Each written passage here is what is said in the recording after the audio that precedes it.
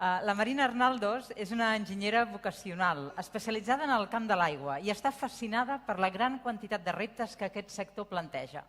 Per ella, implicar-se en allò que t'interessa és fonamental per aconseguir impactes reals i assolir transformacions significatives.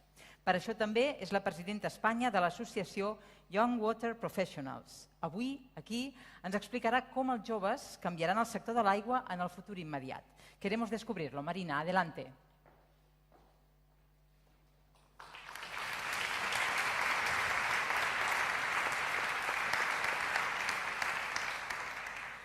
Good afternoon, and thank you all for coming.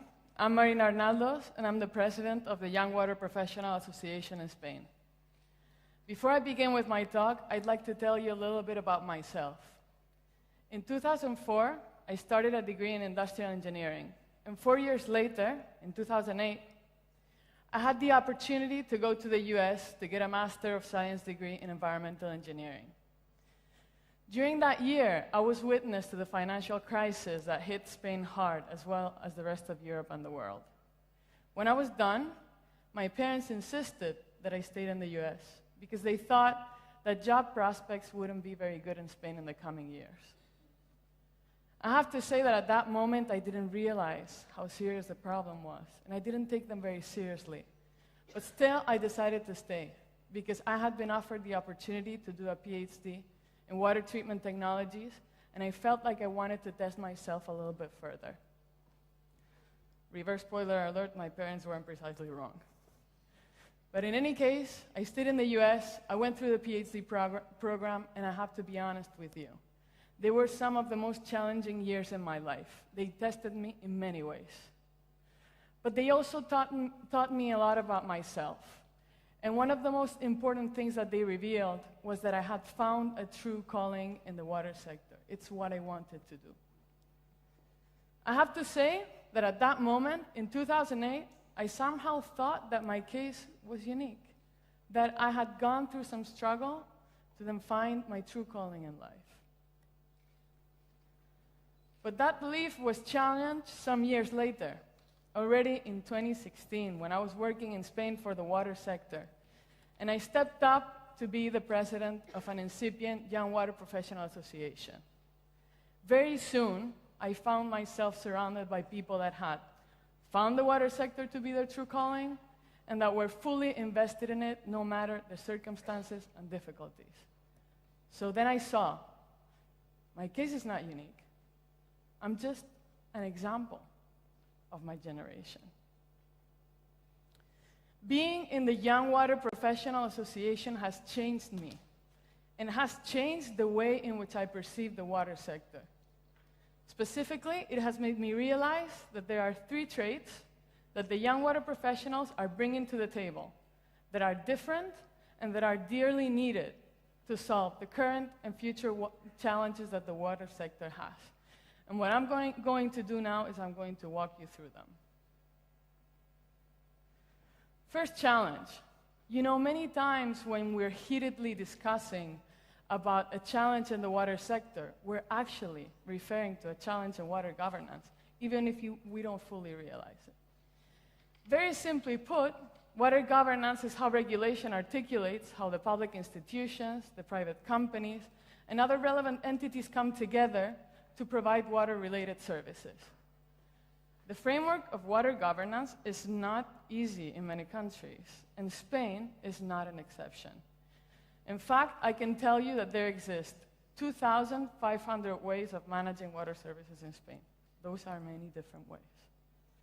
What happens is that in this situation, it's very hard to compare how different services are performing compared to each other, or how we are performing compared to other countries. It also doesn't let us fully realize the potential benefits from a more integrated water management strategy. And finally, it doesn't allow us to decide in an objective manner what is the optimal degree of collaboration between the private and public sectors in a certain location. Fixing water governance takes negotiation and takes aligning the many times conflicting interests of water users, public institutions, and private companies, and so on. Saying that this is hard is a complete understatement. And this is where I think that young water professionals come in with an attitude of professional empathy. I think that one of the things that facilitates this flexibility is the fact that we change jobs and functions very often. In fact, I can tell you that there are many people in the association that in the last 2 years have changed from academia to the public sector to different functions in the private sector that is very heterogeneous in itself. But beyond being used to looking at the same problem through different perspectives, I think that young water professionals are people that can regard negotiation in complex contexts as something that can be interesting and fun. In fact, in our first national conference, we had an activity that it was a role-playing game of negotiation, and in an invented watershed with conflicting uses and so on. And I can tell you that it was one of the most successful activities. In the end, water governance is all about reaching sound agreements while taking into account the conflicting interests that come together in the water sector. I think that young water professionals are very well prepared to do this. First, because of their context, and second, because it's their natural choice to do so. And on to the second challenge. You know, because we were discussing, right, that water governance can be very complex, and this doesn't make it easy for us to communicate in a very clear way the importance of the water sector.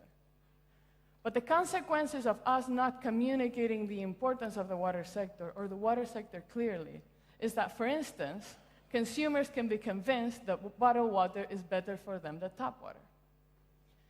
It's part of our job to let people know that when you're consuming bottled water, you're causing a significant damage to the environment, and you're still not doing anything that is better for you or your family. And this should be very clear, and still it's not. In fact, in Spain, we sit slightly higher than the European average when it comes to mineral water consumption, with 121 liters per person per day. Now, if you translate that into water bottles and you take into account the whole of the Spanish population, that means that every year we're building a 40-story building apartment with the bottles that we're throwing out to the environment.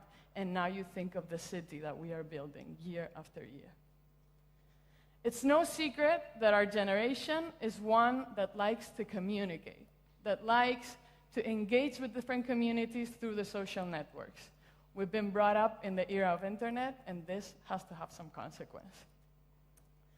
And thus, you know, in the Young Water Professional Association, we've really focused on communication. And I could give you many examples of different initiatives, but I'm going to focus on one.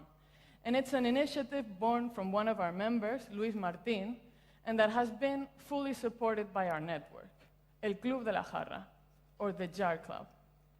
Luis has the idea of forming a community of people inside of the water sector or outside of the water sector that support the protection of the environment by the consumption of tap water.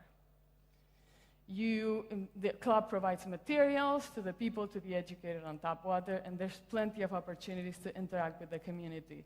For instance, by reporting the location of public fountains. Making users understand the importance of the water sector will take willingness to communicate. Not only within the water sector, we already do that, outside of the water sector, and in ways that we are not used to communicating and we are not used to interacting. I think that young water professionals are very well prepared to do this. And on to our third and last challenge. You know, I believe that ultimately the objective of the water sector is to achieve water security. And water security is safeguarding sustainable access of adequate quantities, of adequate quality of water for many things. Sustaining livelihoods, human well-being, socioeconomic development, protecting against waterborne pollution and water-related disasters, and protecting the environment. And all of this in a climate of peace and political stability. Those are already many things that we need to do. So I think that we can all agree that water security is already a huge challenge for the water sector.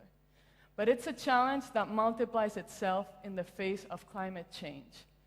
Because climate change is bringing an inherent uncertainty to the equation. Because there's this uncertainty and we don't know, we tend to plan for the present. And mind you, there are many urgent, important problems in the present that we need to take care of.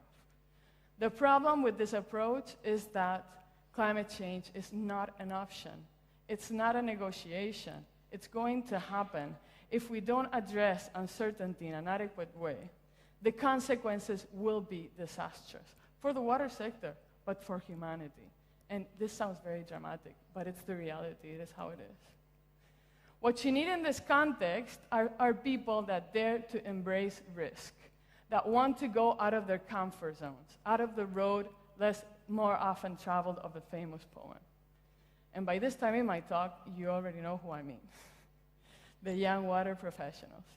The kind of people that, pursuing their academic vocation, go to work in different countries and different research groups, not knowing where their next postdoc contract is going to come from. The kind of people that conceive their first startup or fund their first company very early in their professional career, with the difficulties that this entails. And that want to go to foreign countries to work on water cooperation, even if they still have a safe job in Spain. Achieving something great requires you to take a step forward, to take a risk. And in fact, it takes you to look at things in a different way, to do things in a different way. It takes a willingness to innovate. Yeah, in tools, in water technology, yes, but in a holistic way, in every single way. I think young water professionals are ready for this. And you know what? I was talking about willingness to collaborate, willingness to communicate, and willingness to innovate. So what I'm actually saying is that being a young water professional is not about your age. It's about your attitude. So what do you say? Do you want to join us in solving some water challenges? We hope that the answer is yes. Thank you very much for your attention.